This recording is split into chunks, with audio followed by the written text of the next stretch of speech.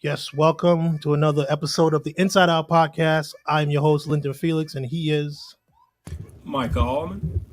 We're here today with two, I want to say good friends of mine, because, I like putting people I know on this show that do cool stuff. I don't want to cuss no more. My mama told me not to cuss. But today we're going to introduce Mr. Iva Marshon Williams and Ms. Tashana Hardy.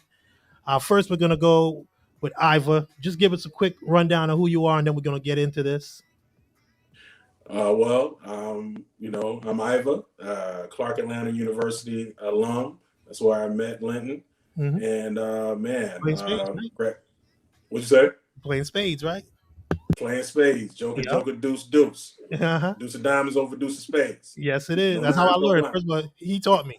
Him and his crew, they taught me. I'd never played spades before. They taught me. Yeah. And that's the proper way. Yeah. Mhm. Thank you, Tashana. So I got my major in health information management and my minor in spades. So that's that's how we met, man. And so basically, that's it, man. I'm glad to be here. All right. And next, we're going to go with Ms. Tashana Hardy. Just give us a quick introduction of yourself. I am Tashana Hardy. I am also a Clark Atlanta alum who is still owed my clam chowder by Linton. I'm still, the people will know. The people will know. Somebody will probably write to you and remind you. I will get my clam chowder. I need justice. I owe you clam chowder. I am a new mom. I'm like the 40-year-old mom who has a lot of questions because this is my only baby. I thought my eggs would be powder, but I had a baby. I am a writer, a screenplay writer, and I do treatments now with my cousin, or do bids for treatments. He is a director, and that's it for me. My earring keeps falling down, but don't judge me.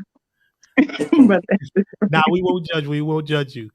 So in today's episode, we want to do something fun because Iva has this thing that he does on his Facebook page where I've titled it Ask Iva. He doesn't have an official name for it yet. Where he puts up. I'll take that. You'll take Ask Iva? I'll take that. You don't have to fight me on the trademark or anything. You can go ahead and have it. Okay. He on his Facebook page, he proposes these questions, topics, scenarios, and gets everybody's, let's say, input. And when did you decide to do this, Iva? Like what made you decide? Man, to be honest, completely honest, man, I was bored at work, and I always looked at Ask Susan, whatever the columns. I always loved to like read stuff like that. Uh-huh. People would like submit stuff. So that's how it started. I mean, it started back in, I think, about 2007, maybe. Yeah, it did. 2007. Mm-hmm. I started asking people questions, and I just loved reading the response. I never really wanted to submit my own opinion. I just wanted to get other people's opinions. So it just started, and it just kind of kept, snowballing to where we are now, where, people submit questions. Mm-hmm. And, I think the thing about it, and, people love to get honest feedback from people they don't know because they know it will be unfiltered. And, they know they won't take their feelings into account because people can be brutal when they give their honest opinion. Yes, and they sometimes can. People need it, but they don't. They want to stay under that veil of anonymity. So, that's the thing. So, that's how it started. And that's how it's going. I mean, I haven't really got any, I guess during the pandemic, I haven't gotten many. I guess people being home. Everybody behaving themselves because they're forced to be. Yeah. Everybody's at home. So, well, I mean, I'm in Atlanta. Nobody's at home. Who we kidding? But we out here, baby. Yeah. So that's how I got started, man. Yeah, and I knew when I started paying attention, like I would just see it pop up in my feed, and I was like, "Is he just doing this for fun?" Or then I start looking at the comments, and people were like sometimes they'll go anywhere from 300 comments to a couple thousand comments and full-blown conversations and arguments within Facebook. I was like, I thought there was a thread limit, but sometimes if you came in there late, or you play catch up like a mug, like sometimes I'll be going up, like, especially when it's the topics where it's anything to deal with women and men, child support, anything to do with child support. Yeah, black people are child support experts. Yeah, that is a fact. I've come to find that out.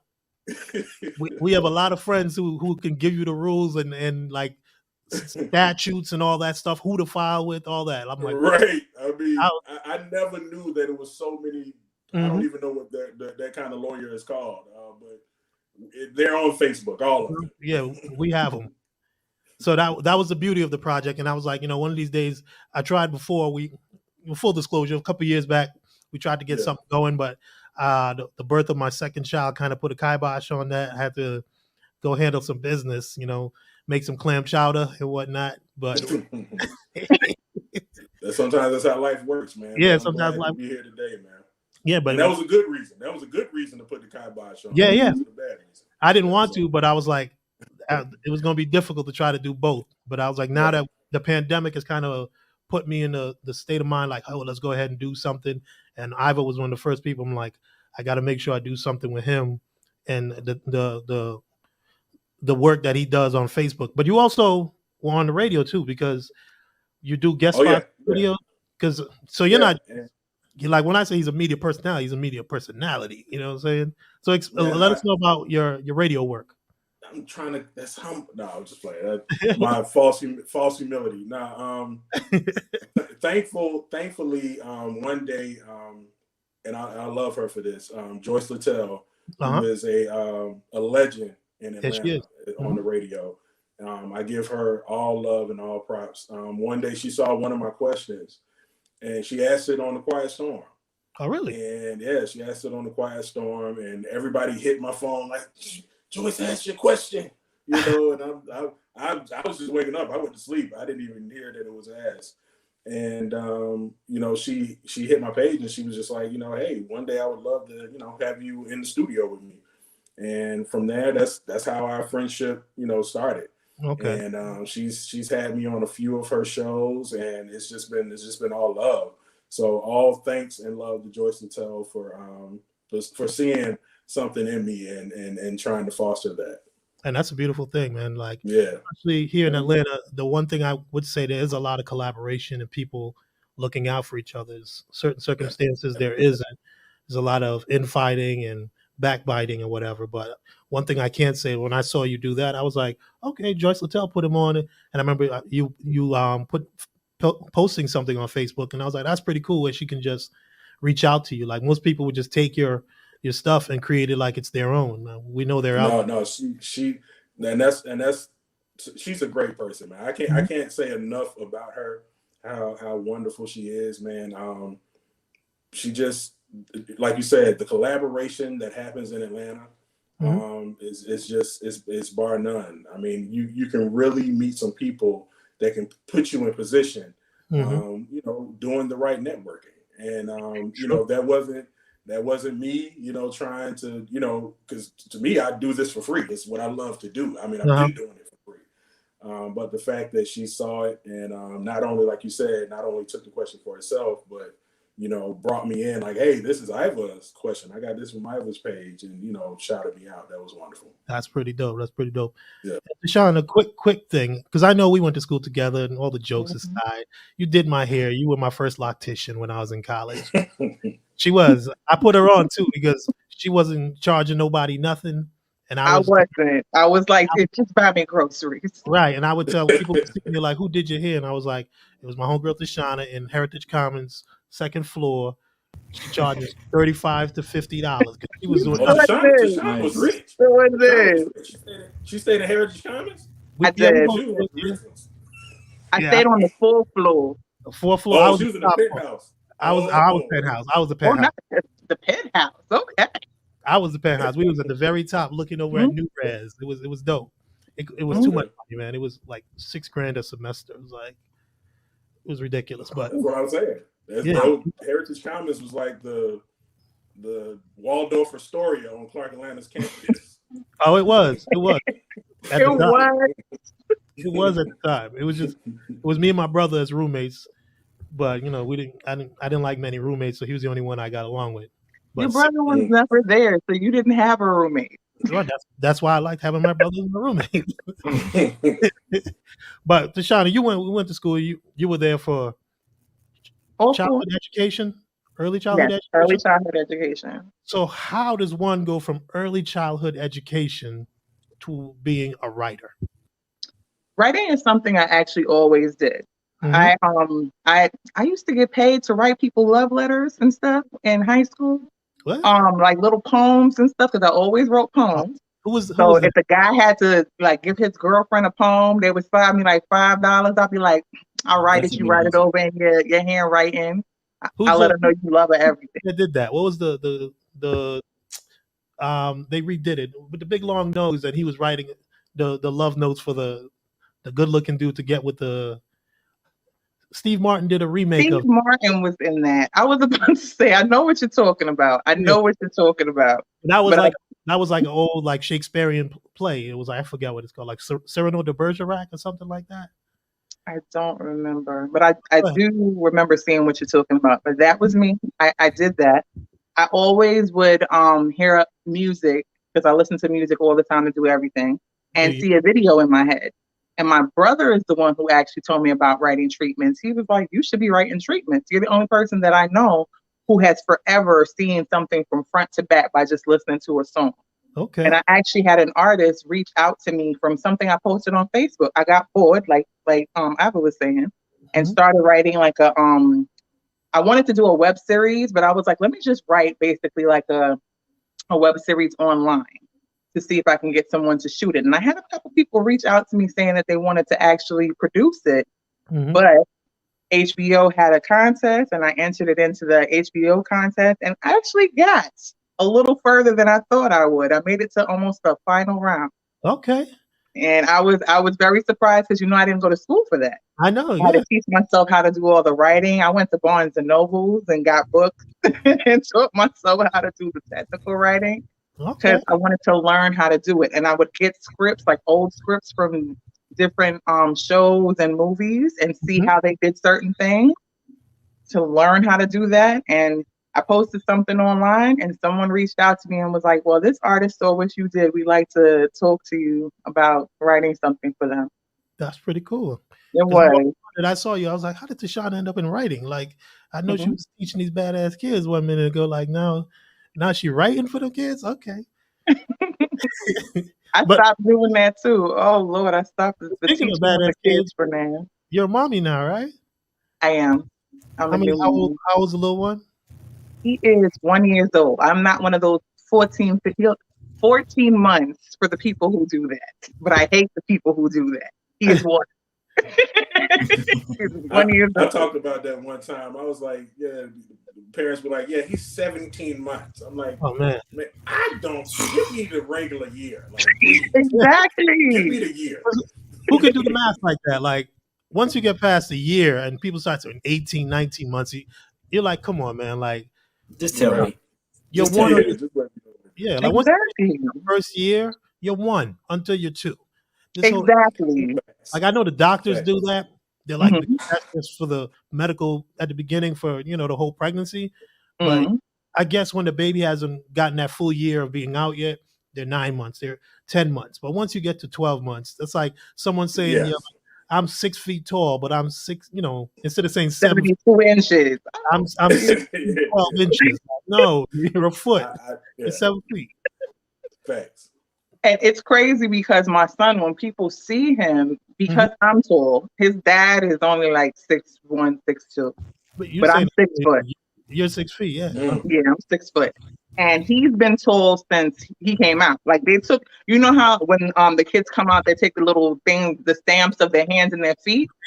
His foot was almost over like the little paper, and the doctor was like, hey, he's gonna be tall. You're gonna be vamp right there, boy. Yeah, the doctor said he'll probably be about 6'6". People see him now and they're like, how old is he? And I'm like, oh, he just turned 1. He has a whole stroller that's supposed to last until he's 2, and I think 35 pounds and 33 inches. At 11 months, he was 31.5 inches. Good Lord. Now, you're not gonna have one of those strollers where he can do the Flintstones with it, right? Where you just I refuse.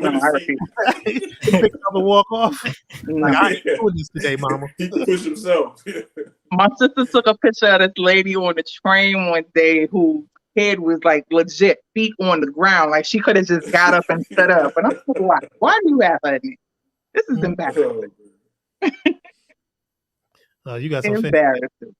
Yes. But yes, I am a new mommy. I'm thinking of starting like a mommy page. And Iva, I like your idea because my idea was I don't know a lot of things.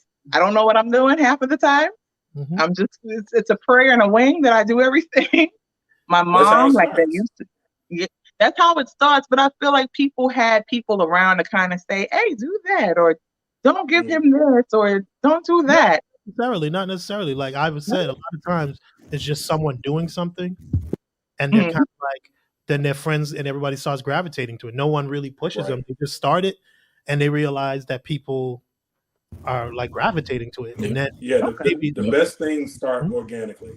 Just like with the account that you have right now, you just you have you don't even know where you're placing your other foot. You know, you just go out there and start walking, and then before you know it, people are gravitating to it. You know, they're coming to your page every day. Like they won't do anything else before coming to your page. So I say do it. Yeah, definitely. There's always a viewer for something. Always.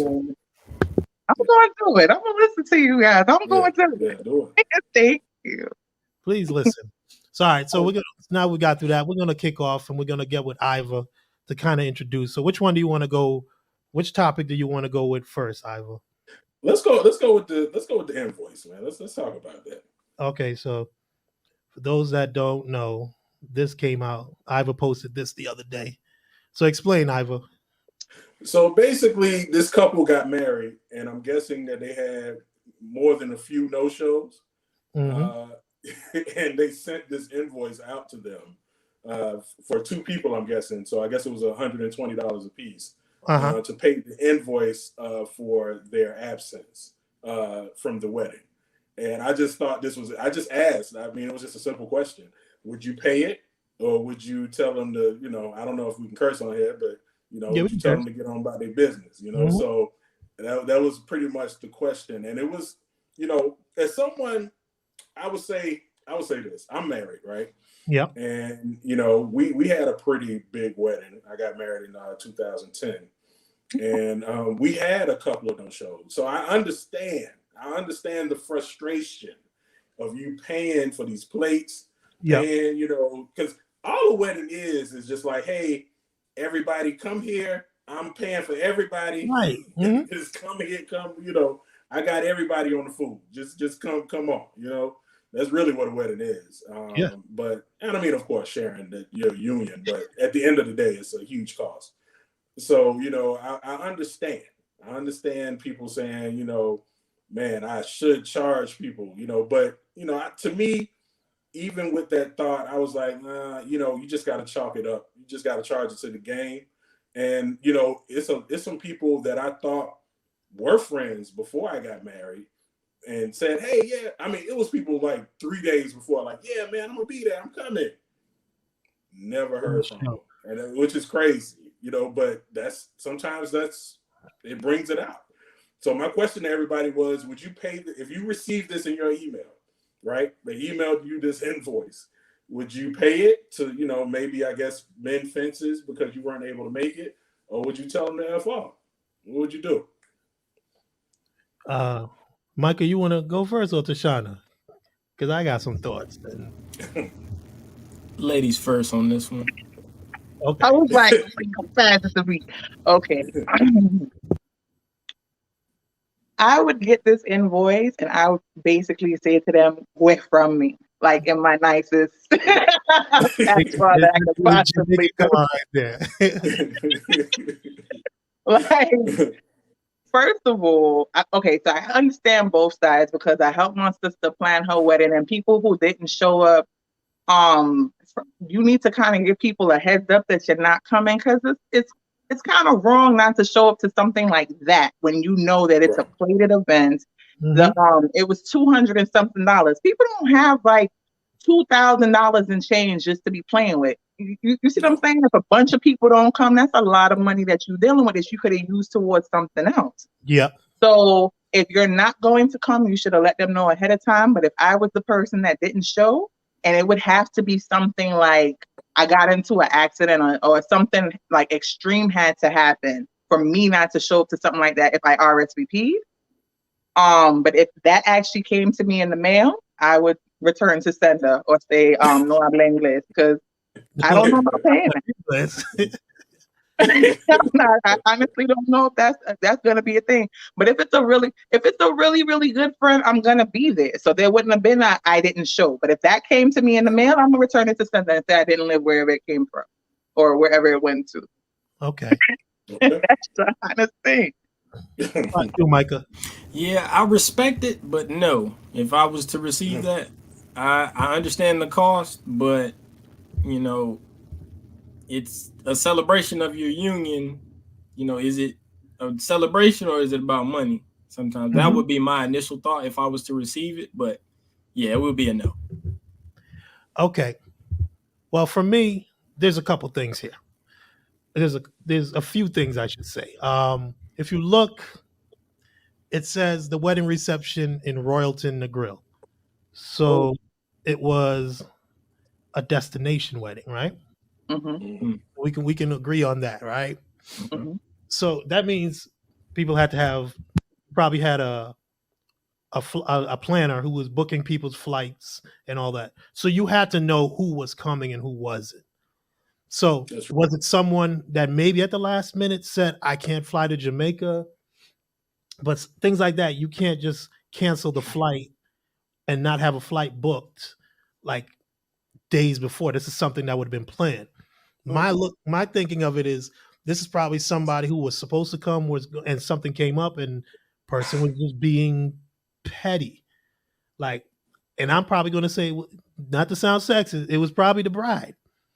And it was probably a friend of hers that was supposed to come and didn't come.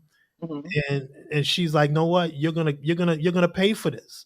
I don't think they're serious. I think it was more or less like, "Hey, you said you were coming, and you showed up." Because at any wedding, you're like Micah says, you're throwing the party. So it's like a club promoter. You know what I'm saying? Like you can't now turn around and find the people who said they were going to come to the club night and say, "Nah, you owe me 20 at the door because you said you were coming." Like you put this on, and because I didn't show, I mean, now you've got extra. Or will the Negril, Royalton Negril tell you, okay, these people didn't show for the wedding. That means you got to Jamaica, you got to the hotel, and you can know who's there or not. So you could have told them, hey, we're not going to have 200 people. We're going to have 198 because 2 of them aren't going to show. So to do this, it's beyond petty, man. It's like this person is trying to prove a point. This is someone they probably didn't want to extend an invitation to, and they did because the person is notorious for this. And now they're just being petty. That's all I can say. And like Mia said, yeah, that's crazy. Yeah, like I mean, it is crazy. I've never seen someone send an invoice for like I've never seen that. Like for a wedding, the couple send that out. Like that's crazy. But you know, you peeped that. I didn't even peep that it was a destination wedding. Yeah, I didn't even see the destination. Me either. I didn't see that. Because I'm nosy. I'm nosy like that, so I always check the details. The wedding reception. I was like, oh, so this is no call, no show. Like, how do they no call, no show? That means they have to pay for their flight because if it's they're paying for everything. Right. So if they don't, the $200 that you're mad at, they would have spent more than that on a flight. Definitely more than that. Yeah. Yeah. So it's like, how can you charge people? And like Tashana said, if I get this in the mail, I might pay it, but like you're going to get the Cash App and you're going to get a note in the Cash App saying, we not friends no more. And that's it. There's no way you do that to your friends. Like you'll be mad at them for not showing, but you can't just say, pay for my wedding. Especially I'll give you a gift too. If that's your wedding gift, then like I'm gonna take a picture of whatever I bought you and I'm returning it and I'm saying the $200 your wedding gift.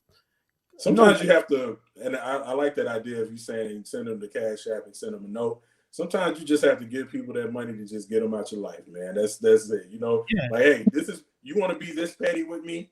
Okay, I'll give you this $240, but I will never speak to you again. Like I'm good. Like it could have really just been a conversation that we had. You know, we could have had a conversation. It could have been something that was an extreme emergency that I couldn't. You probably should have checked on me to make sure that I was okay. You never know if they're okay. Now they could be in the hospital.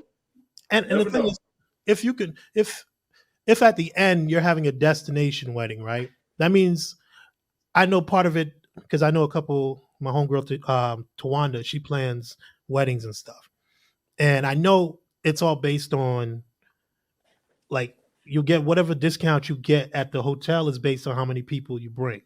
So if 2 people don't show, I'm sure that drives your price up per person, and also probably for the hotel blocks and all that. So I understand maybe there's more to it than just, oh, you didn't show. Like maybe they are being affected. If 2 people don't show, then the prices change and they end up coming out of pocket even more.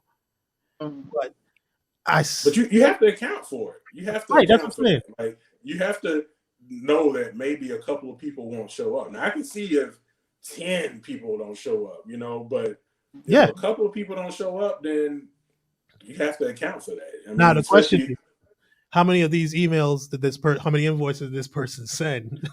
That's the question. Like if you're sending them, like you said, Iva, more than 2 people had to have not shown up if you're sending it out, because like you made a point there, like if it was just 2 people, they probably didn't mind, but it was probably about 10 or 12 folks who said they were coming to Jamaica and didn't show. But then you have to really think about that. You have to think about your friend circle. If you had 10 people, 12 people that didn't show up last minute, you have to think about the people that you invited. You really gonna have, if you had a wedding and you had a wedding, but I didn't have a wedding. I'm sorry. But you didn't have a wedding? You was one of the smart people. Okay. Did that happen? You were one of the smart people. I dream of eloping. I don't think that people understand. I dream of eloping. Man, that's the best bet. I want to elope. There's a place near Grand Army Plaza in Brooklyn. There's like a little fountain. I want to have a pop-up wedding and be like, hey, you guys should meet me here. If you pop up and you show up, you'll be at my wedding. That's how I'm gonna do that. A pop-up wedding. A pop-up wedding. A pop-up wedding. Like people actually don't know what they're coming to. If you have friends and you're like, hey, you free? You want to come meet me here? And they'd be like, sure. If they meet me there, guess what? You're at my wedding. I like that. I like and then have like an actual reception where we get some food or whatever afterwards. So I don't really have to worry about the plating and the $200 and this person didn't show, that person didn't show. If they didn't come, they weren't meant to be there. But if you had something where you actually sent out invitations, people RSVP'd, and at the last minute, because until Linton said that, I didn't realize that it was a destination. If at the last minute 12 people dropped out, you really have to look at your friends and your friendship circle. I mean, I was saying the same thing. Like at my wedding, one of my line brothers was supposed to be one of my groomsmen, and maybe like a week before he was like, I can't make it. And for a long time, I can't lie, we had to have a good serious discussion years later. We got, talked about it. All is forgiven now. But Tashana is right. You have to take a good look at your friends. If that many people are not showing up to your wedding, you have to take inventory on who you call your friends. And sometimes we have to do that in life. Sometimes we have to take stock of who's really in our life like that. I mean, because if something's really important, they should want to show up. It shouldn't be like a chore for them to come to something so special for you. So yeah, and just the fact that this invoice lets me know that it probably was someone that they expected to be there.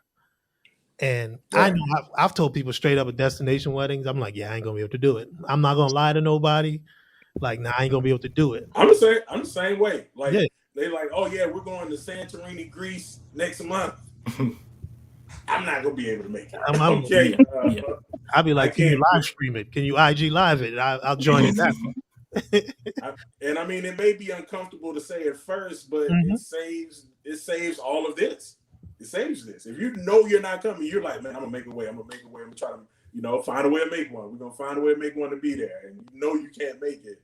Just let them know, man, so they can account for it. Because I can see them, like Lynn said, if it was like more than 10 people, like them down at the receptionist desk, like, okay, who's putting this on their card? Yeah, we got to split this thing up. There's difference, Because the destination wedding is for the bride and groom. Is to help them out.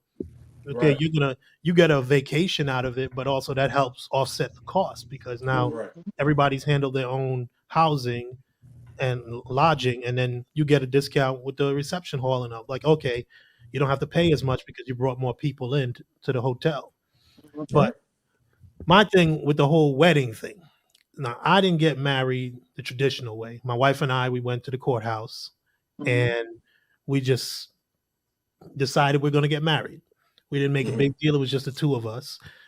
Looking back on it, we should have invited more in, because the stigma with it. Oh, you're getting married at the courthouse. Like, I guess that's eloping, but it was just like we started looking at cost, and we're like, okay, how much to rent out this? How much for the church?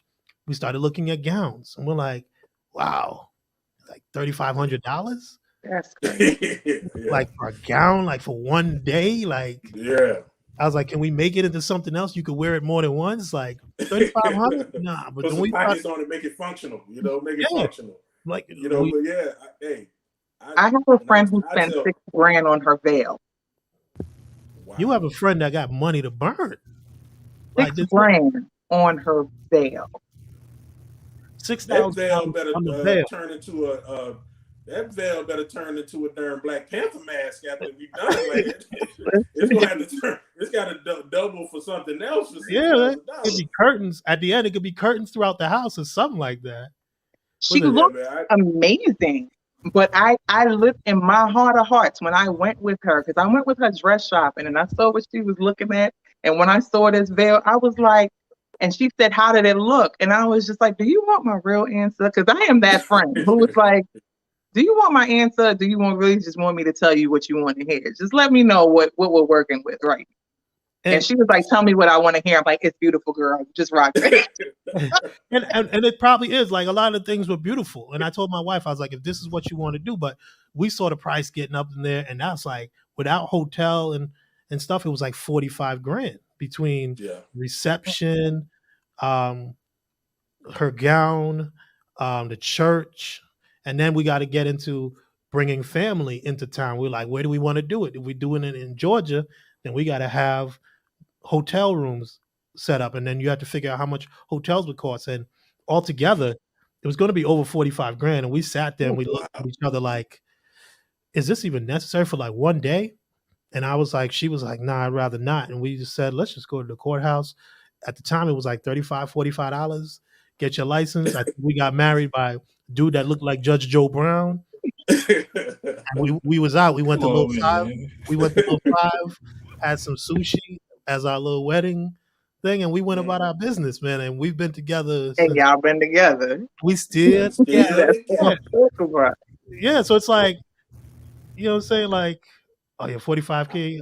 Yeah, $45,000. You could have had a whole Bitcoin for that. But it was like, absolutely. I tell anybody. I mean, as someone who had the big wedding, like if I could go back, I would have did it. I probably wouldn't have did the Justice of Peace. I probably would have had like because that was the thing. Like with my wife, everybody went to the Justice of Peace. So she wanted to be opposite. So she wanted an actual church wedding. So I would have did the church wedding. Like I would have had a church wedding. But we would have went for sushi afterwards. It would have been like a big, reception type deal. It would have been her and me going, maybe family, maybe our parents going somewhere to eat. And I think that's part of the issue, because there's so many people in your life. A lot of people have the big wedding because they don't want to leave people out. But I had a homeboy, my man Jay Hood. He had a small thing in Decatur. He got a little like restaurant with nice vibe, and he invited his very close family and friends. A lot of us didn't go, but we were like happy for him because he was like, it was something small, cost a couple $1,000, and it looked phenomenal. But it's like, when you get into like, oh, I got this friend and this cousin and this aunt, I don't want to leave anybody out. You end up having these big weddings. And that's what me and my wife was like, it's either we can afford it or we can't. Fam, after I paid for a wedding, I am no longer upset when people don't invite me. I'd be like, trust me, I understand. I don't have to come. I understand the cost when you are making that list. It is a cost. So I'm totally fine with being left out, man. But if you do invite me, I will show up. Yeah. Or I'll tell you I can't if it's a destination. Or that. Because especially when they say destination and you can't bring your kids, I'm like, that one that one is gonna be a deal breaker for me right there. I would say, let's see, Digital Daniel says Iva hit the nail on the head. Church wedding, then Rusans off Piedmont. Off Piedmont, you're right. There you go. Rusans off Piedmont. Yeah, like when you think about it, like my younger brother, we went to the courthouse, but then we had a reception back at the crib. So it was like they went to the Justice of Peace, but to the courthouse in Decatur, and everybody came back to the house. Like everybody met at the house, they walked in it, and it felt just like a regular wedding. Nice pictures and everything. So it's like, and they still together. So it's like, what the whole point is, are you still together? Like the wedding is kind of like a celebration of us staying together. And I've had friends who've had the big wedding, the coffee and the flames and all that stuff, all the hijinks, and it didn't work out. And not to say that was a bad thing, but like in this day and age, $45,000, unless you have it to say we can put that at a wedding, like $45,000 that's a down payment on a house. You know what I'm saying? That's to pay off college loans. That's towards your savings, whatever. So to be in the hole like that, unless somebody else paying for it, like if it's traditional where the dad pays for it, which I know I'm gonna hate because I got a daughter. But like I'm gonna tell her, like, we going to the courthouse. Me and your mother stayed together for all these years. You ain't too good to go to the courthouse. You know what I'm saying? But yeah, I can't fathom that much money being spent on one day if you don't have extra. That this is just throwaway money. This is just to have fun. If you're taking out loans and you're borrowing from people, you might as well just kept the money put in your pocket. That's $45,000 you're gonna lose and never get back. And then later on, you always hear the stories of, oh, we had financial problems and it started eating away at the marriage, and you could because of going into it. Yeah, if you go, you should not be going into your marriage in wedding debt. Like if all of your debt is not clear before you say I do, you may need to reconsider, like you said, maybe going to the Justice of the Peace or having a church wedding and going and just scaling it down a little bit. Because the worst thing is for you to have this $75,000 wedding and you only pay like 45 of it off, and you going in with $30-some thousand in debt, and you still paying for your wedding, for student loan debt. Like that's crazy. What about you, Mike? Your future husband, you don't have to worry about that for me. It's just expensive, I've seen my sister; she's gone through it, so I understand the craziness of it. My dad was, like you said, Linton, he was feeling it, the stress of that. But yeah, it's not worth it. I would scale it down, absolutely. And I think, and I read somewhere, honestly, like that the pandemic has increased people scaling it down. Yeah. Everybody's just doing eloping, so I can't knock it. I mean, the courthouse is doing wonderful. Like, literally, the courthouse, just like if I told my wife we're gonna hopefully do it, have some kind of ceremony, because we kind of did it on a Tuesday afternoon. Then we kind of told people as we saw fit, like, hey, we're married now, blah blah blah. And they were like, why didn't you have a wedding? I was like, man, we wanted to get married, but we couldn't be a slave to the ceremony. And I was like, I can't see spending that much money. And then we didn't have it to begin with. So we're saving for one day. Like, unless somebody wanted to pay it for us, like, nah. But I think it kind of kept us on the same mindset going into the relationship. Like, okay, we're thinking about each other. It wasn't I need to have a big wedding, or she wasn't like that. And I wasn't saying, oh, I got to invite all these people. It was like, we were thinking of each other, which in essence, a marriage is about. Like, we're going to do what's best for us, not for anybody else. And I think I'm not throwing shit at anybody who's had the big wedding. If that's what you want to do, and that's good on your marriage, I support you. But the reality is, if you don't have 45, 35, 25 to spare, I don't understand why people do these things and then end up in debt afterwards because it's still paying off, like Iva said. I can't fathom that. But that's go ahead, Tashana. Half of the time, I think it's just a spectacle for other people to see, and I don't need that. I honestly don't need it. I've been to a bunch of weddings my best friend, it's been my same best friend from when I was at Clark. Mm-hmm. She got married. She went to the courthouse in Chicago, and somebody actually called me on the phone and had it on video for me because I couldn't be there. But they went to the courthouse, they got married, and they've been together 22 years. So I think we've started here with these courthouse weddings, man. Like, but the thing is too, what you miss from the courthouse wedding is the aesthetics of the wedding. Like I know somebody put that up there on the chat. It's an aesthetics thing, but sometimes I'm not gonna knock it. Like, to look back and see a dope photo of you and your lady 30 years from now would be real cool to turn back, like, remember this day?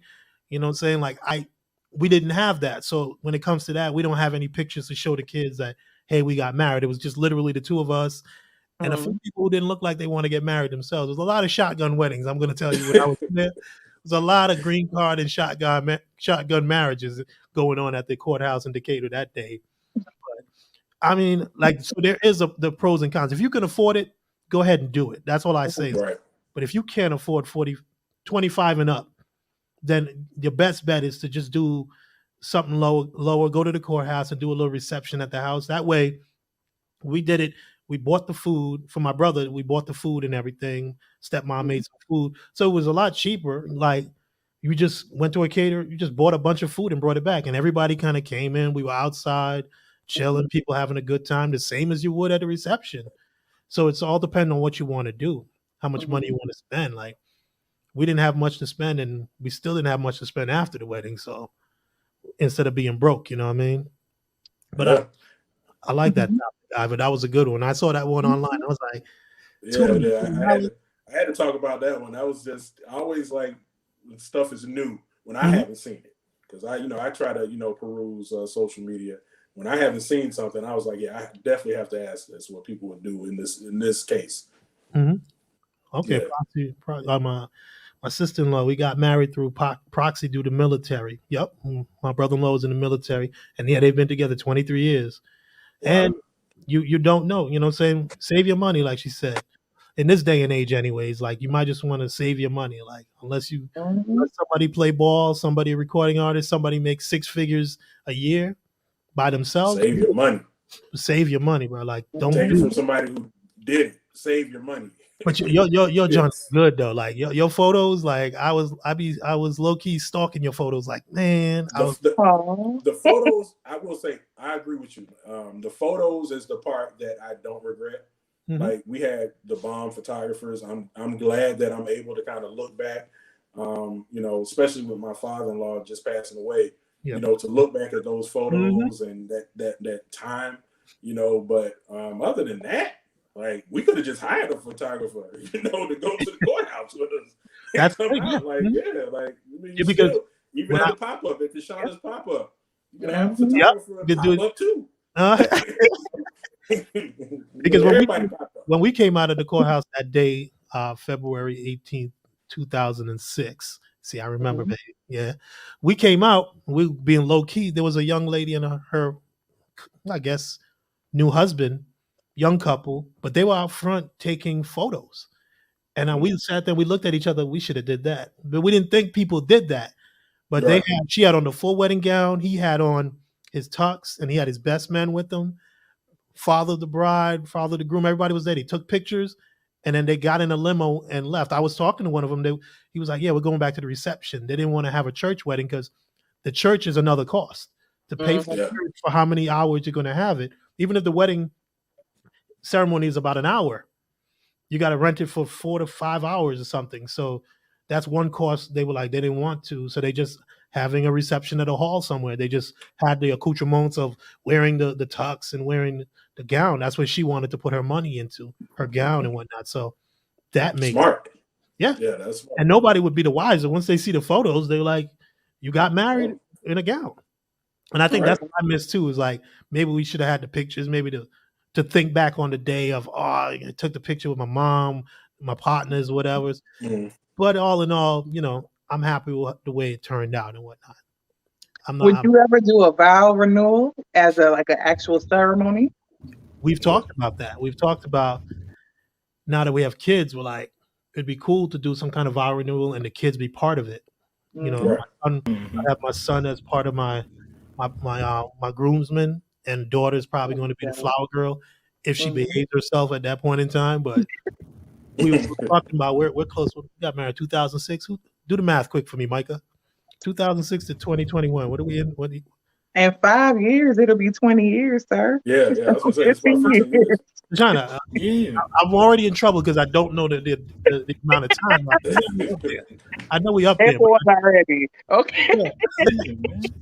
But we were thinking about maybe for 20 years, do something, just rent out like a hall or something. If we have a nice enough house, we can say, oh, we do it at the house in the backyard, and just have some sort of something for the family and for the kids, just to do for us too, because we missed out on having the traditional wedding. Now that we're so far along in our lives, we're like, maybe we need to do something for ourselves, but cost effective. We still have kids we got to pay for college for. So, you know what I mean? So I mean, you can do it as like you said, just in the backyard. Have people bring food. Have people bring food to the backyard. Invite just close family and friends, and just do it that way. And then now what you spend the money on is the photographer. Yep. And then you have those pictures for the next 15 years. The good thing is, I know a bunch of photographers. I'd be like, your wedding gift to me. That's how you do it too. You know what I'm saying? Get some photography going on. But what were you going to say, Tashana? I was going to say, and if you do it as like a pop-up vow renewal, you can have it to where you're saying, if you were doing it on your anniversary per se. Yeah. And you said, oh, we're having a get together for our anniversary. We're having like a potluck, bring something over. People will bring a gift, they'll bring a dish. And then when they get there, you have a ceremony. You have your pictures. You don't have to worry about who didn't come, who wasn't going to make it. And those people who are coming are bringing you a dish. And you don't have to worry about the food. Okay. That sounds like a good one. A pop-up. You're really trying to push this trend of pop-up weddings. Pop-up. You should start that as a business. Like, I'm the way to go. But that's great. That's great. Mike, any future wedding plans for you? No? Say what? Don't see now. I was saying you don't hear. You don't hear too good. Say what? No, we got time for that. We got time. Okay, you got plenty of time. Okay, plenty of time. Am I going to be invited to it? You know it, because I don't want to get in trouble. Oh yeah, that's true. Yeah. I know the person then. Because I know I'm gonna get it. You can be like, oh, for real? Okay. That's how you gonna text me. Yeah. Yeah, you know how I'm gonna do. Mm-hmm. So I wasn't invited. Okay, that's how we doing. All right, that's good. So let's move to the next topic that Iva has here, and you can go ahead with it, Iva. Explain. Yeah, so this morning, much to all of our surprise, Kanye West finally dropped Donda. I was like, I thought he was gonna pull up with a fourth listening party. I was like, how many times are we gonna listen to this album, man? I mean, we listened to, and I won't lie, I listened to all three of them. I looked at all three of them via Apple Music, and I was like, okay, I like listening to the subtle changes he made, the little additions he made. But the third one, I'm not gonna lie, and we can maybe talk about this later. The third one kind of freaked me out, man. The one he did in Chicago. It was a lot of imagery in that I was just like, I mean, I know you say you're on God's team, but yeah, I don't know. Some of that stuff looked a little iffy, and but I just wanted to, just an open discussion about the whole thing. Whatever you want to say about it. I mean, I did like the album. It's a few songs that stand out to me. I mean, I still have to, sit with it again, even though I've heard it now 4 times through the listening parties and just, listening to it this morning.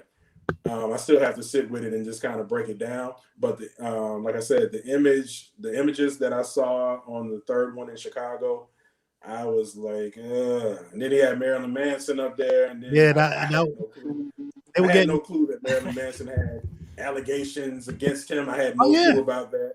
Yeah. Of sexual assault or sexual.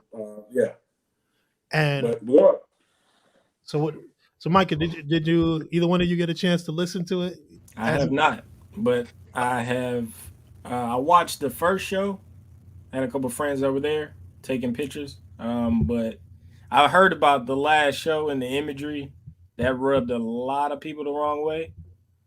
I know, but I'm here for the music. I respect the creative process. I think he's just into that bag, of just locking in and doing what he does best. So I'm just here for the music, but I'm not a fan of that last show though. Yeah, that was a little much. Well, when he started with the whole album thing, when they were like, he's got an album coming out, Donda, and I was like, okay, his mom's thing, but then they're like, not sure if it's coming out, and I was like, well, I don't want to listen to something that you're telling me is going to change. Like, then what am I buying? What am I streaming? And I was kind of like, is this marketing or is he really making an album in front of us? Like, I'm trying to understand what his thinking is. He's deep into his artist bag, but I'm trying to figure out, is he trying something new? Is like something sinister behind it? Like, is Kanye trying, is like, what is it? Like, all I can think about is like, he's trying to gauge, like, how can I sell you 3 different albums? You think about it. Yeah. Are you willing to let me sell you 3 of the same album? So the album that I download, that I'm streaming today, is not the same as what was the first set out, the first album. No. So it's like, are you selling me on all different versions, or he must be a genius and is like real time.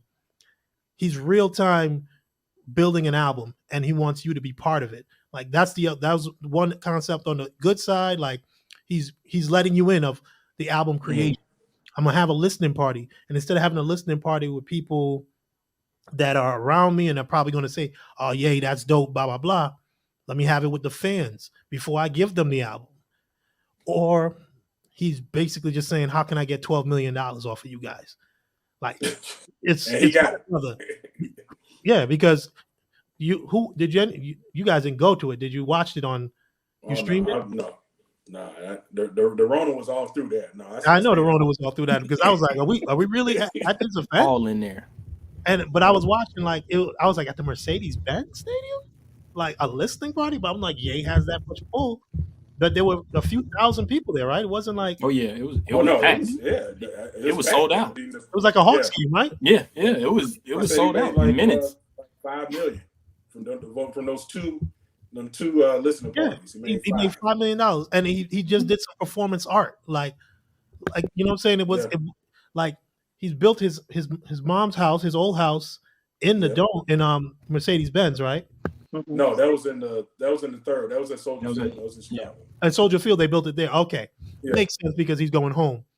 But the whole him staying at the stadium, like him coming out and being wrapped in the pictures, like I get it. Yeah, you're an artist, and I can't knock your art. I just can't. I don't know what to say, but can't knock the art. But this is out there. Yeah, it's crazy. I don't know, man. Like, I don't know. I guess he's an artist and he's sensitive about his shit, but this is. But it's like I want to understand the symbolism behind it. Like this is a bed. Supposedly he was sleeping there on this bed. Is he harkening back to like when things are tough for him? I'd really want to sit down and understand what was the thinking behind this. But the actual outfits and stuff, the tactical vests that say Donda, like that's. I don't want to talk ill of anybody's mom. It's just weird because it's his mom's name, but we're talking about it as it's an entity unto itself. So I don't want to say anything disparaging that can be reflected on the mother because she has nothing to do with it. But I'm looking at these things and I'm like, this dude is either really in pain because he never got over his mom passing away, and the way she passed away maybe has something to do with it, that he's looking introspectively like, is this because of me?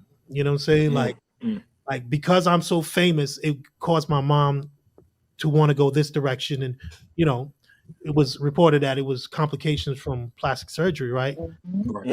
or I don't know if it was plastic surgery to the face, but something on her body, and she got complications and passed away from that.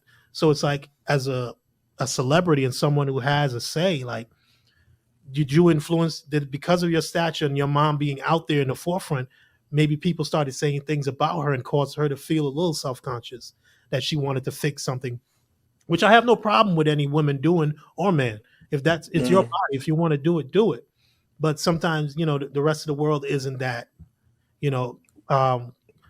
caring, so to speak. Right. So, like, is he going through, like, years later? Because, after that, he went through it when he was with Amber Rose. He was on the red carpet drinking Hennessy straight. And this is the first time, like, he's really, really, like, addressed his mom's death. Like this right here is like an opus to that. Like I'm listening to some of the songs, and like Iva said, a lot of it has a lot of like Christian ideals and song names, and he's reaching out.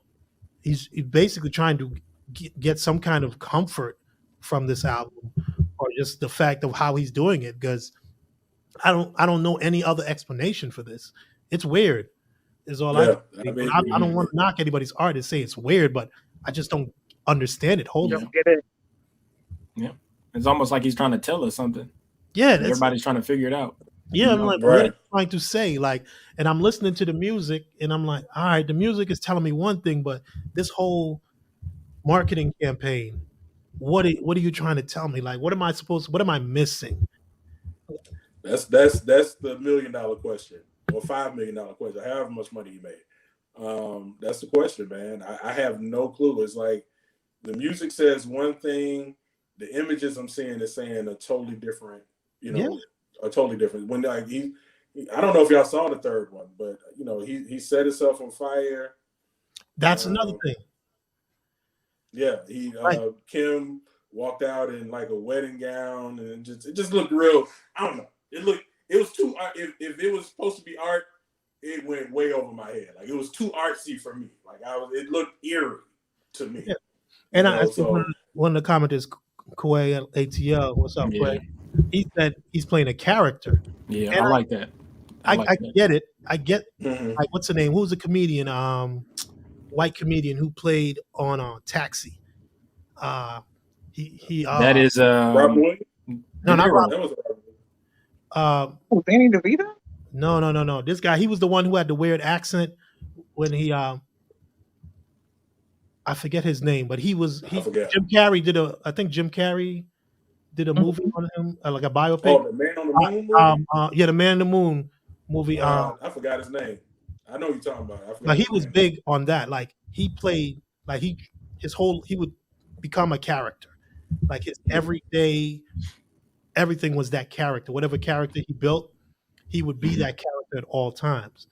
So you kind of blurred the lines between, is this really him, or is this still the Andy Kaufman? Thank you to my wife. I was just looking it up. Yeah. You know what I'm saying? Like, he lived the whole character. So is Ye doing that? Like, and what character are you being? Like, you're calling the album Donda, but you're playing a character. So I'm trying to understand where this is coming from. Like, just the whole imagery, the vest, the shoes. Like, I want to put it back up on the screen right here. Like, the vest, the shoes, everything. Like, what is that? Like, and then it was like the people. I don't know if y'all, again, it's just that third concert. Like, the first one, I said concert listening party because he didn't utter a word. But that's the first was like, he was like, okay, he was standing out there in his red or whatever outfit he was in. The first, he had the red outfit. Yeah, red. Second one, it was a little more. Had the people going around the circle. I was like, okay, all right. The third one, he had like cars going around. Like, I made a joke to myself that all of the Uber Black or Uber, whatever the top Uber wasn't none in Chicago at that time, because it looked like they was all in Soldier Field. They had all the Suburbans in there. Oh my god. Yeah, man. So it just got. I guess the art got. I mean, maybe with the more money he made, the bigger the budget for the show. Yeah. I mean, culminating in, on Soldier Field, he made a replica of his house. And but it was like the people walking around it, and then they seemed like they was like almost bowing to I don't know. I don't know, man. It was just, to me, it was a little weird, but like you said, Lynn, it could just be a character he's playing, but it's just weird to kind of play that for an album named after your mother. I don't, but maybe it's something that I don't understand yet. And maybe it's still a living album. There's a lot of people that don't understand it. We're just going with it because it's Ye.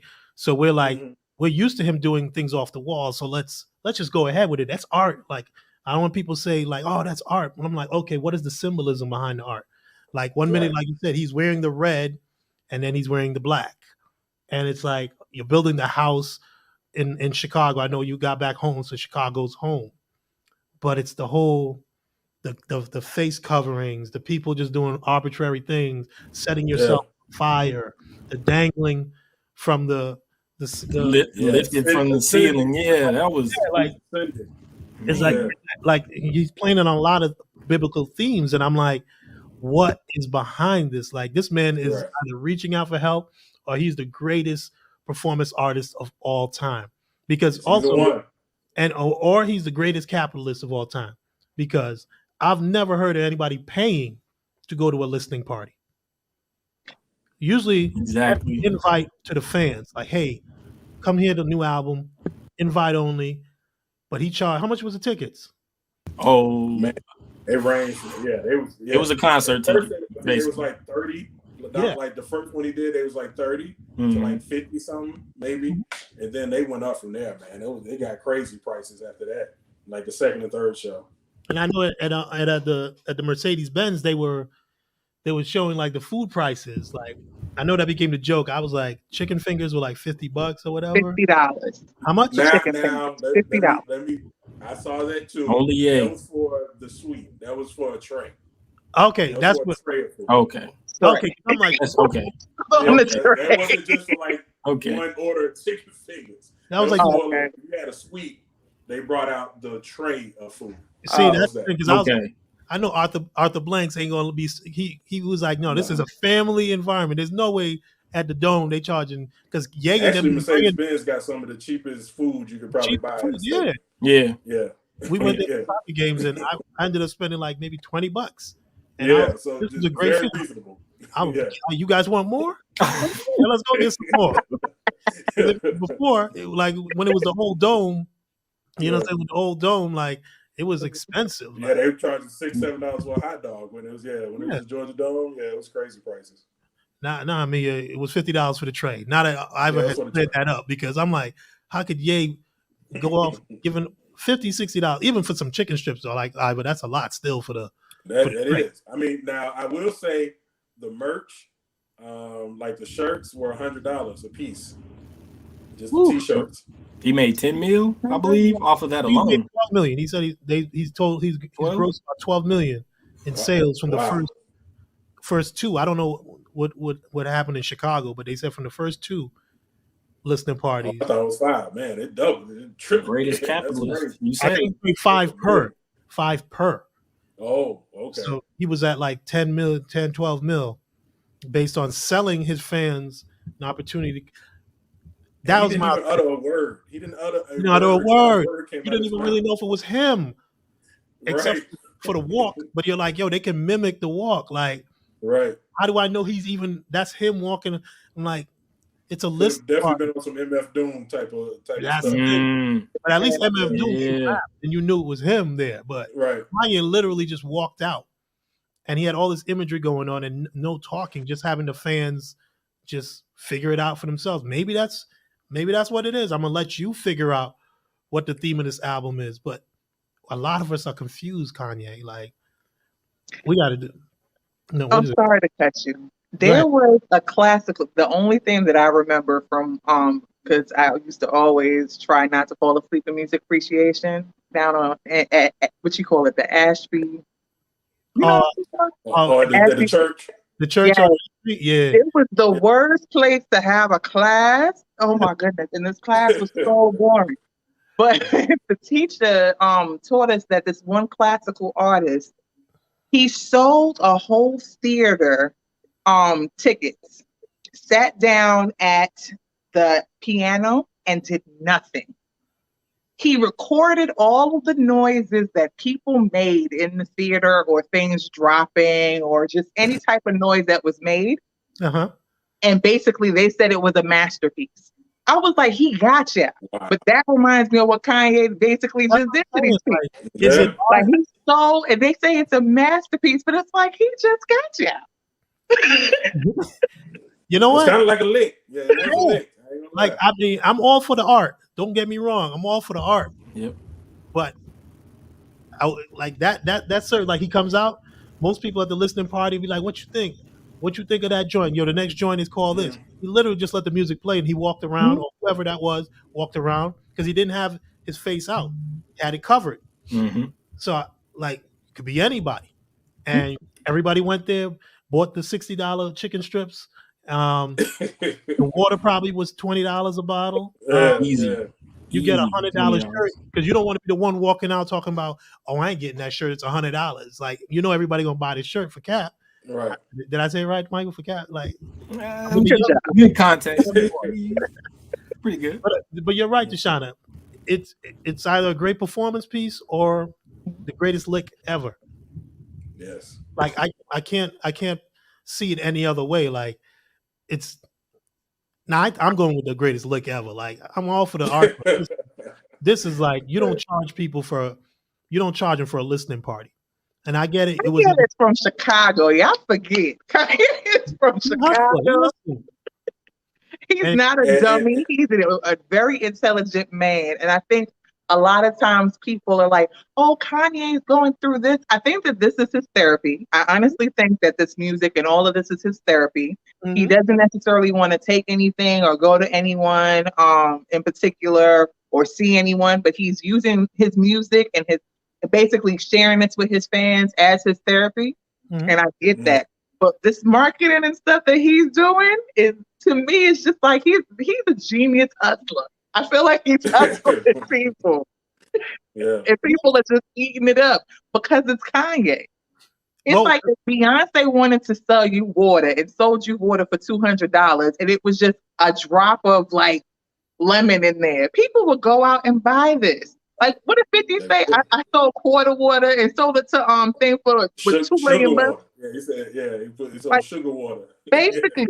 Yeah. I mean, that's what it was. He really like took quarter juices and sold it to Coca-Cola. Yeah. with that idea. A lot of money. That quarter exactly. Water. And I feel like that's exactly what Kanye is doing. And people are like, "Oh, it's Kanye." But that goes to a bigger issue. Is it because it's Kanye, or is it because the type of things that he's doing, we don't see that anymore in entertainment? Now it's with we're at that. Michael might be still a millennial considered, right? You're still considered a millennial, right? So Iva and Tashana and myself, we're kind of the Generation X, Generation Y, I guess. I don't know how they figure that. It's like Leo confusing. And Scorpio and all that stuff. Yeah. We're Generation Z, XY. Yeah. You know what I'm saying? Like, I don't know where I fall. It's like Pisces and all that. Like, if you tell me that's what I am, that's what I am. I don't understand the delineation of Aries and Scorpio. But our generation, we always had the people putting on a show. Like this generation, the artists are more in your face. Like, I am who I am. This is me. The show is going to be basically me on stage. Like, we came up, we had shows. I remember I went to see DMX, Jay-Z, and all of them on the Survival of the Hard Knock Life tour, right? And it was a performance. Like, even though like everybody's scene changed, like the stage changed, they had a format of what they're going to do. They put on a show. Even if they were rappers, they weren't acting, but they had elements into it that made you like, okay, this is a show, not just a performance. So maybe for us and our generation, maybe for this generation, they haven't seen something like this. So they're gonna grab for it because a lot of the music nowadays doesn't offer this much, let's say, artistry. Am I wrong, or am I reaching there? Because like, I think you have some. You have some artists. I know, like Tyler the Creator and those types. Like it's a lot of people. Like, that's exactly what I was going to say. Tyler Creator, it looks like he does invest in his visuals a lot. You know, or I saw him at Lollapalooza. You know, saw the video or whatever, and it seems like he puts a lot into his visuals. So, I mean, there are a few, but you know, I think Kanye is one of the first artists. Like even with My Dark, Beautiful, Twisted Fantasy. Yeah. If you remember, like all the videos he did for that album, like with the ballerinas and the he had a lot of like I think he was one of the. I don't want to say one of the first. I mean, because a lot of people have had visuals, but as far as like in that like 2000s. Like he was one of the ones to do it. So I would say maybe this is just an extension of that. I mean, because with all of his albums, he's set up the visuals for it, and he's had some stuff that people don't understand, and that people like. He's also had the kind of simple stuff like I'm Good with T-Pain. The video he had for that one, it wasn't nothing too over your head. It was just him and T-Pain. But then he has stuff that you don't understand, like this third show in Chicago. I'm still trying to figure it out. It's gonna take me a minute. I'm gonna have to think about that. Yeah. Well, I mean, more power to him. I mean, the album sounds fine. Don't get me wrong. The music itself is good. I'm having a hard time trying to keep up with who's on what track because on the streaming site it just says Kanye West, so you don't know. You just kind of have to listen to see who's featured on each track. But I will say this. Go ahead. As someone who wouldn't necessarily listen to like a Playboy Cardi or some of these newer art, like I like 21 Savage, I like Lil Baby, I do like them. Those are two. I like Travis Scott. I like Tyler the Creator. It is a few of the newer artists that I really do actually like. But I will say that Kanye has infused a lot of the newer artists in this album. And it's kind of making me listen.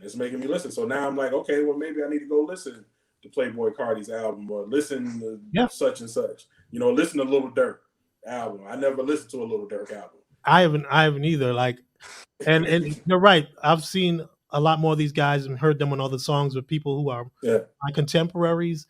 And I'm like, all right, because I hear them outside of their element. I can't get with them when they're just rapping about what they rap about. But when they were on a couple other people's songs, I'm like, all right, it might make me want to go listen to them wholeheartedly because I don't want to become what we always railed against in the 90s. Right. When our parents was like, yeah. You know what I'm saying? My music was better. I don't want to be one of those. Yeah, I pride myself on being open-minded and listening to new things. So I've been we also got spoiled. Like, think about how Busta Rhymes used to do things. Like in our videos, we got really spoiled by our visuals. People spent money and did big things. So I think I was kind of right. Like they didn't really get that. Like the kids now, they didn't really get a lot of that. When you think about what was the song when he had the elephant like following behind him? Was that? Put your hands on my eyes can see. Yeah, fam. Like when you think about that video, that video was crazy. And Missy. Missy always had the visual. So I'm over the videos. Like Hype Williams. It was Hype Williams. I think that one was Lil X that did Busters. And those videos was crazy. I think they both were Lil X. The Missy videos and the Buster videos. And this was back when videos were $1 million. $1 million. Like $1 million to do like these videos. Now you see, like even in Atlanta, if you drive somewhere, you see somebody with a camera. Yeah, they in the back, you see that, and it's normal, and it's nothing close to $1 million.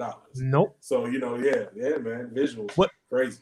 And I think that had to do because at the time, record labels were giving out big money, but then they were like, the return on investment on watching the video didn't matter if it was $1 million video because you had the $1 million videos, and then you might have the $500 or $5,000 video where the song was just as dope, but the video was getting more rotation. And I think the music industry kind of was like, well, let's not put that much emphasis on videos anymore. So now you get the one camera, with the 5D and somebody, just shooting. But if you do it right, it's real creative. You don't have all the elements, but you do get a lot of creative videos, but not as much as when Busta and all of them were doing it. It was like full-fledged movies. Like when I think about it, like A Tribe Called Quest, besides Outkast, is like my favorite group of all time. Like, and I think about their videos, none of them looked like they was above $20,000 to make. Like when you think of Check the Rhyme, they was on top of a building. It was on their block in Linden Boulevard. Linden Boulevard. They was right on Linden. They ain't had no pay for nothing. They just bought some quarters and some beef patties, and everybody was songs of all time. Electric Relaxation. That was my favorite. They was in a cab and in a diner. They were just a black and white video, just following the girl around. Yeah. And I so it's just like you don't have to pay that much money on visuals if the song is dope. People are going to listen to it regardless. But I think for some artists, visuals do help to enhance the music. Yeah. And it's a case by case. Like Buster and Missy are very animated characters, so you expect their works to be very animated. But with like you said, with Electric Relaxation, they're a very low key, low vibe kind of thing. So they're looking for a mood, and the mood was New York City on a rainy night in a cab. Electric relaxation. You're looking for that electric relaxation. This is what usually happens. She in the cab, you waiting for her, like, come through, you know what I'm saying? Got the beef patties with cocoa bread ready. Right, Tashana? Right. Matter of fact, when it's over, I'm gonna go listen to that, man. I gotta. I remember, it's off topic, but I remember seeing Tribe in New England and I never got to see Tribe live, man. That was one of my biggest regrets. I saw them at the end when they're grown and they were about to retire. I never got to see them when they were in their prime, but I saw that last tour. The last stop was in Framingham, Massachusetts, and we went there, and they did all the songs. They went all the way from Bonita Applebum all the way to. It was a great show, man. Like, yeah, that was one of the highlights. I also saw, I think LL Cool J was on that same tour too. I think they both were touring together. So LL performed there, and I'd never seen him before. And this was like right before. This is like Phenomenon and all of those. He performed everything too. Man, pink cookies in a plastic bag. He performed that. Crushed by a building. You know, disturbed, or not even disturbed. When I got older and found out what he was talking about, I was like, they asked him, and he said it's not even what you think it was about. Exactly. He said he was probably high, and some girl called him up, and he was just like, it's like pink cookies getting in a plastic bag being crushed by a building. He said it was something he said. It wasn't something he even thought made sense. He said, I just said it. And for it to catch on now, and I've heard everybody tried to dissect it, but he said in one of his interviews, he's like, there's no meaning behind it. It was just something I said.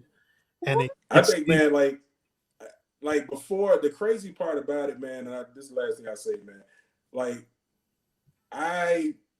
since when Fife passed away, I was like, you know what, man? I'm going to go to every concert that I can go to. Thankfully, I did see Outkast at the At Last concert when they was at Centennial.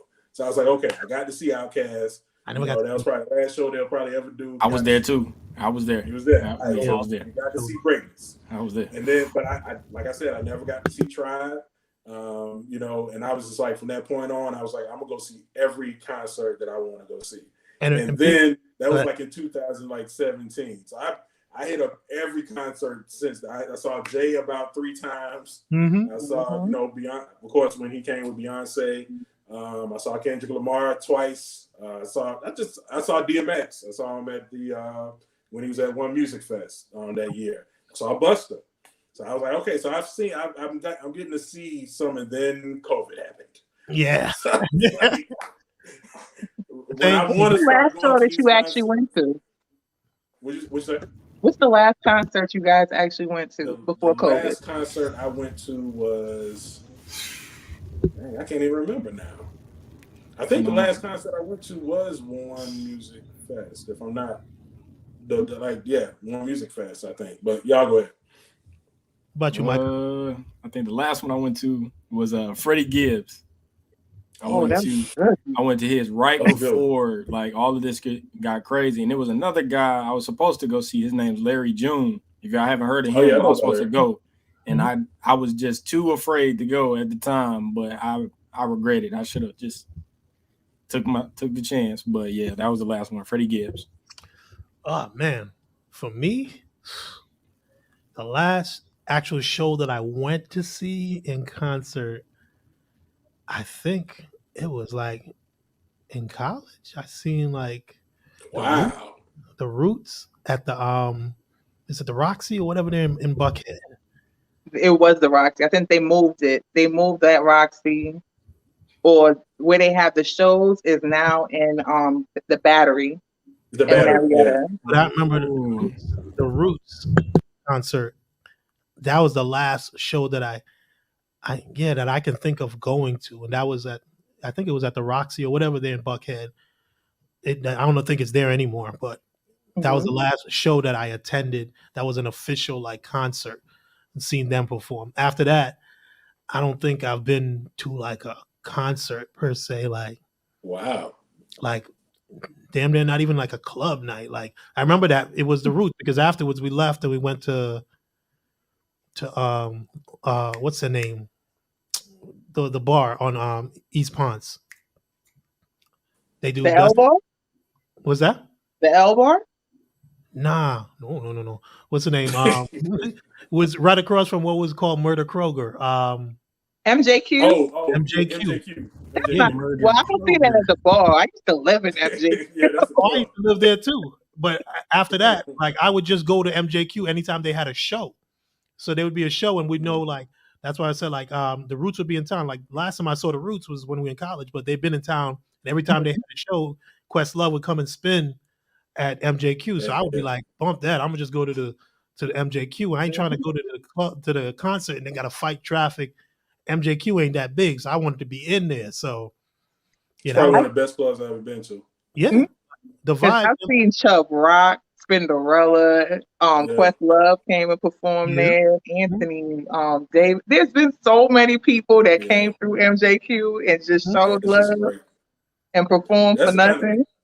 That's the kind of club I like to be. You know, take me back. You know, take me back to the. You know, I hate to sound like that, but take me back to a time where I can listen to like I said, electric relaxation in the club. Like when the last time you go to a club and you can hear that, you know, like take me back. MJQ, they still right before COVID. That's where I was still living. I love the DJs there. I love Dredge. Dredge always puts on a good. He MCs and does a great, show. I think whenever this COVID thing lets us get back to some sort of normalcy, I might have to hit MJQ because that was some of the best times I had. Like you're right, Tashana. I used to be in there. The vibe was good. Like you could be there with a smorgasbord of people, if that's a word you use to describe people.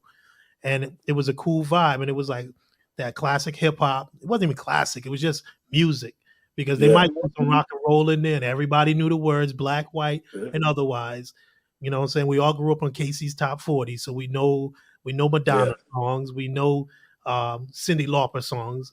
Don't act like you a thug now. You was singing. You put on that Smells Like Teen Spirit. We gonna sing. Like, that's if they don't know one other rock song, Smells Like Teen Spirit is the only one black folks know. Or American Idiot. We gonna turn around. We gonna do that with the best. That's great, man. Man, so we've reached that point in the show, man. Like, it's been a great show, guys. I really appreciate you joining us. We hit some topics and we went off topic a little bit, but I felt it was great convo. Like people said, one minute we went from Askiva to like real hip hop podcast out here. You know so before you go, talk about hip hop all day. Yeah, I know we could talk about it all day, Iva. I know, like you said, you got to. I never got to see Outkast. I'm mad at that. But I remember we was at Clark. We had Killer Mike and Bone Crush and all of them before when they started popping off. We did the school Clark Atlanta radio CLK put on a show, and they waited till the last minute to tell us, "Oh yeah, we're putting on this show." And they were like, "We have these guys, Bone Crush and Killer Mike." We're like, "What?" And who are you promoting? They hadn't promoted anything. We tried to put flyers out, but that was it was a good show. Bone Crusher and Killer Mike. Back in the day, I saw the Survival of the Illest tour. That was Def Jam. That was Onyx, DMX. Wow. I think Jay was on that, but I saw them in Rhode Island, and that was one of the livest shows. DMX rapping from a second floor balcony. He had on the fatigue overalls, and his man just holding him, and he's like leaning forward, just rapping, looking over the crowd. That's crazy. That's crazy. The Hard Knock Life tour. That was Jay and X, Meth and Method Red. Man and Red Man. Yeah. Woo! Had Meth and Red flying through the stadium, Providence Civic Center. Meth threw his hat out, and where we were sitting at, it was me, my brother, my best friend Mike and Calvin, and my man Calvin's younger brother. And we saw the hat coming. And we're not groupies or nothing, but you're like, hey, it's Method Man's hat. Yeah. And you're like, I'm gonna reach for it. I didn't dive or nothing, but there was a lot of other people. I ain't gonna say nothing. D, Mike, and all of them diving for his hat. And it ended up being this girl. She was like 5'4", and there was like a pile of people.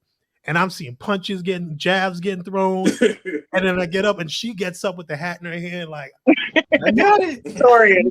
We had to dap her up. Like, you jumped into a crowd of dudes diving for Meth's hat, and you ended up winning it. So that was just my experience. These are how far back I go to concerts. Like, wow. These are what I remember. But I want to thank you guys for really making this a special episode. Iva, we're going to do more things in the future. We got some plans to talk to you about. Tashana, thank you for jumping on and being part. Thank you so much for having me. Congratulations on the new bundle of joy in the family. Yeah. Thank you. Yes. I don't know if you want to say his name. I know it's probably real West Indian. No, it's actually, his name is Gray. Grey. Gray Langston, like Langston Hughes. I'm a nerd. I was waiting for a Sheldon. Oh, you wanted it to be real Jamaican. I'm already Tashana. How much more Jamaican you want it? Moses in there or something? No. I gave him a name where people would not know what he looked like. On a job application. Exactly. He has a very straightforward name. No one will know what he looks like. Yeah, appreciate it. And also, Iva, thank you again for joining us and doing some Ask Iva with us. Like I said, we're going to do some things in the future. Everybody, I mean, you guys have any contact info you want to give out, or are you guys cool? I mean, you can, if you want to join the conversation with me, you can find me on Facebook. That's where I'm at. Iva Marshon, Marshon Williams, IVA. That's my first name. So yeah, just holler at me there. I'll be asking questions like I do all the time. All right. And about you, Tashana? If anybody want to get in contact with you on the writing tip and whatnot? They definitely can. Since I used to be a teacher, none of my information matches my name. On Facebook, I'm under T Marie Sweet. And then on Instagram, I am under 17A Presents, because that's going to be the name of my company. Mm-hmm. And you can reach out to me there. All right. I'll be very happy to see you. I appreciate it. And, everybody can reach Micah and myself. We're on Instagram, on the Inside Out Podcast. We're also streaming live on Twitter. Some Twitter information. Facebook as well, Inside Out Podcast. And we've added Twitch. I'm saying. And we're also on YouTube as well, El Felix Media. We had a little person try to hit us with the one of those bots coming up in there saying some hateful stuff. I had to block that real quick. This is I guess this is a new thing, but it's all they're called hate raids. Yeah, somebody tried that, what I'm saying. But we took care of that.